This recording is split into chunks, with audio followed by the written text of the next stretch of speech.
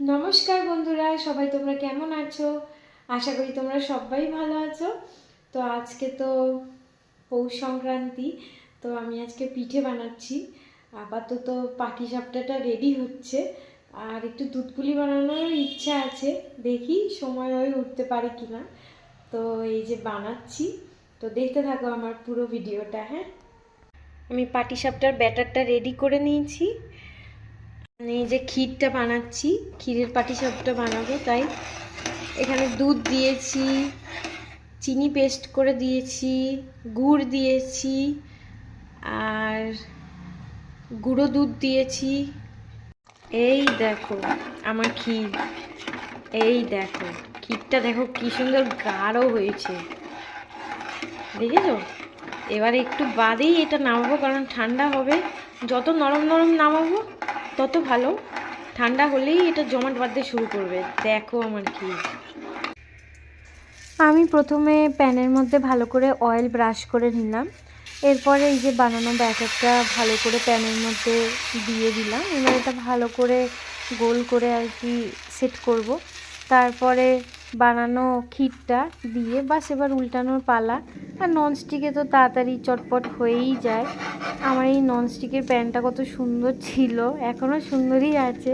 আমার ছেলে ছোটোবেলায় ডান্ডাটা দিয়েছে পুরো ভেঙে। আমার পিঠে বানানো কমপ্লিট বন্ধুরা, এটা পাটিসাপটা হয়ে গেল আমার।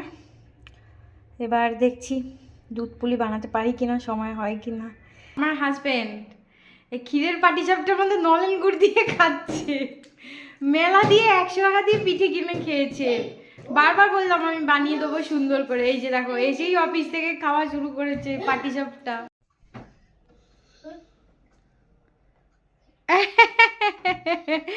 নলেন গুড়ের সিরাপ খাচ্ছে বাপ বেটা, দেখো।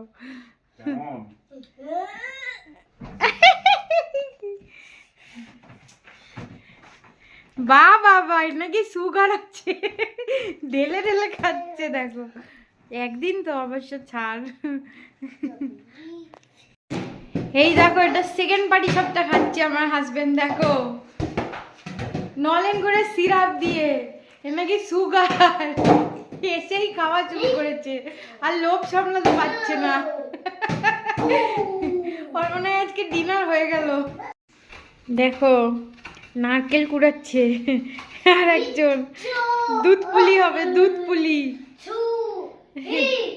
তো এখন হচ্ছে দুধ পুলি হবে, তো আমার হাজব্যান্ড একটু হেল্প করে দিচ্ছে। আমি পাটিসাপটা বানাতে বানাতে একটু হাঁপিয়ে গেছি। আর দুপুরবেলা আমার যে নিচের ফ্ল্যাটে থাকে না, গ্রাউন্ড ফ্লোরে, তো ওরা হচ্ছে নন বেঙ্গলি, তো ওরা অনেকগুলো মোয়া দিয়ে গেছে, ওদের মানে নিয়ম আছে মোয়া বানানো। মোয়াগুলো দেখাচ্ছি, দাঁড়াও তোমাদের। এই দেখো, এটা হচ্ছে মুড়ির মোয়া। এইটা কি ঠিক জানি না, মনে হয় তিল দিয়ে করা। এইটা মনে হয় আমার হাজব্যান্ড বললো যে কালো তিল দিয়ে মোয়া। এই দেখো, কালো তিলের মোয়া। এইটা হচ্ছে বাদামের মনে হয় চিটা, এইটা সাদা তিল। এই দেখো, এইগুলো দিয়ে গেছে। হাজব্যান্ড নারকেলটা কোড়াচ্ছে, তোমাদের সাথে একটু গল্প করি। আমরা যখন ছোট ছিলাম, মানে ছোটোবেলাকার কথা বলছি, তখন আমার ঠাম্মা, পাশের দিদা, তার পাশের দিদা, বিশুদ্ধার দিদা, কল্পনার দিদা, মানু মাসির মা, সব একসাথে দুপুরবেলা পিঠে বানাতে শুরু করতো। সেই পিঠে শেষ হতো রাত 11টার সময়। আমরা তো স্কুল থেকে এসে পড়তে যেতাম, পড়ে টড়ে এসে নানান রকমের পিঠে খেতাম। ততক্ষণে অনেকগুলো পিঠে হয়ে যেত বানানো। তারপরে তো ঠাম্মা পাঠাতো প্লেট দিয়ে পাশের বাড়িতে পিঠে দিতে। এবার সেই প্লেট খালি আসতো না, সেই প্লেটে আরও পিঠা আসতো। তো আমার দিদাকে তো প্রচুর পিঠা বানাতে হতো, কারণ আমার দিদার ফ্যামিলিতে প্রচুর লোকজন। দিদার 2 ননদ, 4 দেওর, তারা বিবাহিত, তাদের বাচ্চা কাচ্চারা, ভাবো। দিদা প্রচুর বানাতো, দিদাও দিয়ে যেত। 3-4 দিন ধরে আমাদের শুধু পিঠাই খাওয়া চলতো, মানে আর কি। বাড়িতে স্কুলের টিফিনেও নিয়ে যেতাম।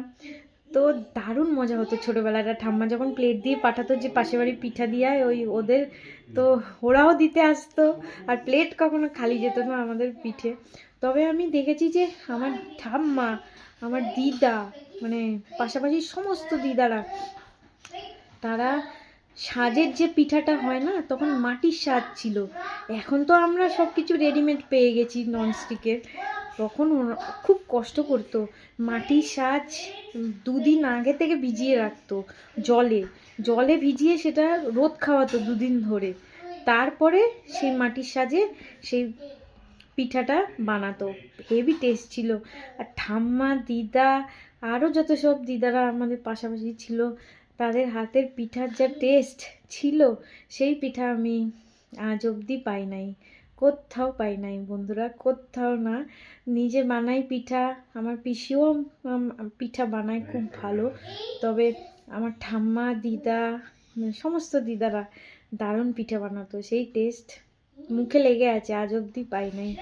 সব তো ওপার বাংলার মানুষ, তো পিঠের দিন, সংক্রান্তির দিন নিয়মই আছে যে পিঠে বানাবেই, যত রকমের পিঠে আছে সব রকমের পিঠে হতো। আর হতো হচ্ছে মাছের ঝোল আর ভাত। দুপুরবেলা আমার ঠাম্মা করে রাখতো, বলতো আশালা মাছের ঝাল আর ভাত। মানে এটা একটা সাইন্টিফিক কারণ আছে, কারণ হচ্ছে যে সারাদিন তো পিঠে খাওয়া চলে, রাত্রেবেলা ওই একটু ঝাল ঝাল মাছের ঝাল আর ভাত। তো যা দারুণ মজা হতো ছোটোবেলাটা। আজ তো আমার ঠাম্মাও মারা গেছে, আর আমার দিদাও অসুস্থ, আর পাশাপাশি যত দিদারা ছিল তারা সবাই মারা গেছে, আর আমার দিদা তো অসুস্থই। তাই এই আমরাই করি পিঠা। এখানে এবার এই যে দুধ পুলি বসে গেছে, তো দুধ পুলিটা মেনলি আমার হাজব্যান্ডই বানাচ্ছে। আমার হাজব্যান্ড আমাকে একটু রেস্ট দিল, বললো তুমি রেস্ট করো, আমি বানিয়ে নিচ্ছি। তো পুরো দুধ পুলিটাই আমার হাজব্যান্ডই বানিয়েছে। আর আমার হাজব্যান্ডের হাতের রান্না তো অসাধারণ, ও যাই রান্না করে অসাধারণ।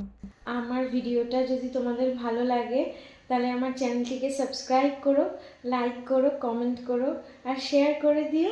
তো আজকের মতো আমি এখানেই রাখলাম, আবার তোমাদের সাথে অন্যদিন দেখা হবে। সবাই তোমরা ভালো থেকো, সুস্থ থেকো। Bye, tata, good night.